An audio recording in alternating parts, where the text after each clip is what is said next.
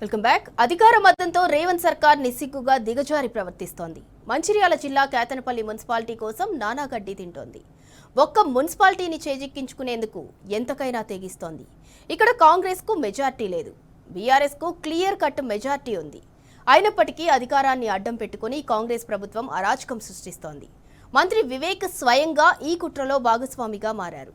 దీంతో దొడ్డిదారిలో కేతనపల్లి మున్సిపాలిటీని కాంగ్రెస్ కైవసం చేసుకునేందుకు కుట్రలు జరుగుతున్నాయి. అందులో భాగంగానే ప్రభుత్వ ఆదేశాలతో పోలీసులు రెచ్చిపోతున్నారు. ముఖ్యంగా రేవంత్ సర్కార్ దుర్మార్గాలను ఎండగడుతున్న బాల్కా సుమన్ను కాకీలు టార్గెట్ చేశారు.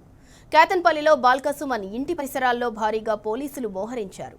మంత్రి కాన్వాయ్పై దాడి పేరుతో బాల్కా సుమన్పై అక్రమ కేసును బనాయించారని తెలుస్తోంది.